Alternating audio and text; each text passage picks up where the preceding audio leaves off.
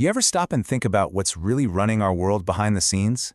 There's this hidden digital world that's managing pretty much everything we count on, from the lights in our homes to the water coming out of our taps. Today, we're going to pull back that curtain. Right? It seems like a simple question, but the answer is incredibly complex. And no, it's not magic. It's actually a gigantic, interconnected web of special computers that are controlling the physical world all around us. So let's get into it. And that world has a name: operational technology, or OT for short. For decades, it just hummed along silently, totally isolated. But that's all changed. And now, the very systems that are the backbone of our critical infrastructure, they're facing threats they were never, ever built to handle. Okay, so to really get a grip on the risk here, we first have to understand what this digital backbone is actually made of. I mean, what are we really talking about when we say operational technology? The best way to think about OT is like a digital nervous system for our physical world. You see, unlike IT, information technology, which is all about managing data, OT is all about managing actions. It's the code that literally tells a valve to open, a massive turbine to spin up, or a robotic arm to weld a piece of steel. This is where the digital world physically touches the real one. And OT isn't just one thing, right? It's a whole family of systems. You've got SCADA systems, which give operators that 30,000-foot view of an entire power grid. Then you've got distributed control systems, or DCS, which are fine-tuning complex processes in places like a chemical plant. And way down at the ground level, you have PLCs, these tough little computers on the factory floor that are controlling just one thing, like a single pump or conveyor belt. And this right here brings us to the real heart of the problem. A lot of these systems, they're old. I mean, really old. They were built for a totally different time with a completely different mindset. This chart just perfectly shows the massive culture clash between IT and OT. Think about it. Your laptop gets security updates all the time to protect your data. But for an OT system running a power plant, the absolute #1 priority is uptime and safety. You can't just reboot it to install a patch. That could literally black out an entire city. These systems were engineered to run for decades, long before anyone was worried about the internet. And this quote just says it all, doesn't it? We're asking systems that were basically designed in the 90s, maybe even the 80s, to fight off 21st century cyber attacks. Yeah, they're super reliable at doing their one job, but when it comes to cybersecurity, they are incredibly brittle. For a long time, the whole industry believed in this idea of security by obscurity. The thinking was these systems are safe because they're air-gapped, physically cut off from the outside world. And then, 2010. Stuxnet happened. This incredibly sophisticated computer worm somehow jumped that air gap and caused actual physical damage to nuclear centrifuges.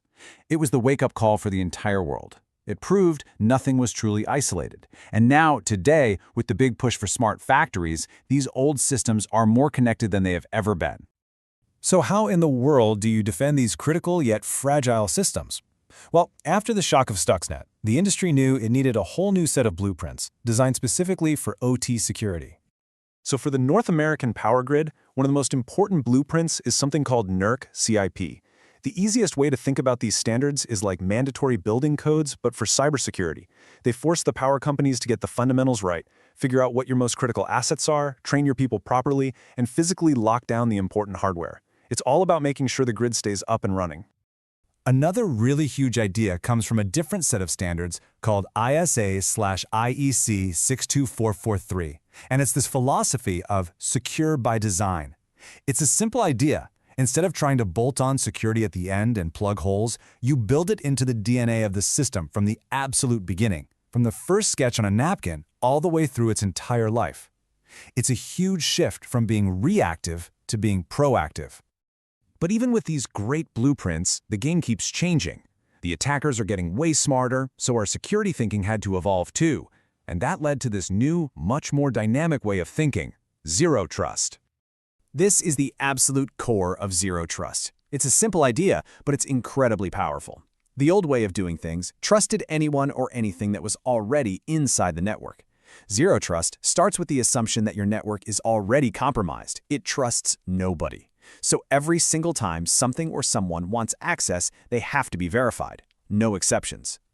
Yeah, the traditional way we did security was basically like a medieval castle.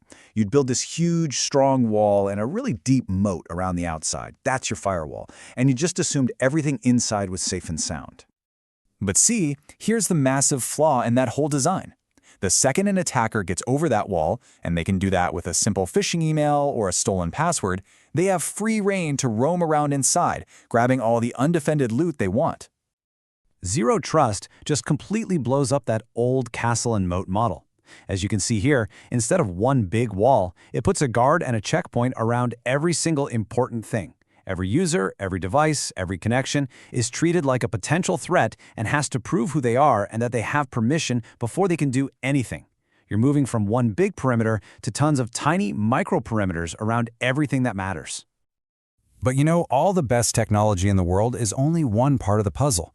At the end of the day, the strongest and weakest link in any security system is always the same thing: the people who run it. Just take a look at this number for a second. 14%.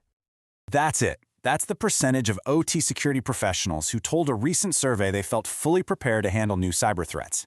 That is a gigantic gap in confidence, and it just goes to show that the human element is where we have the most work to do. But here's the cool thing. That same data points us directly to the solution. I mean, look at the difference here. The organizations that actually include their frontline engineers and technicians, the people who know these control systems inside and out in their security drills, they are almost twice as likely to feel prepared. The expertise is already there, right on the factory floor.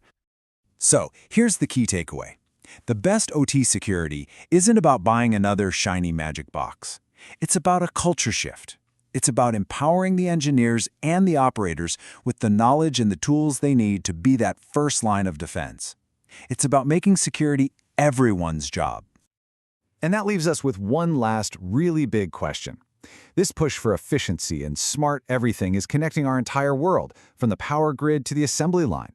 And as we build this future, we have to ask ourselves, are we actually engineering a resilient world by design?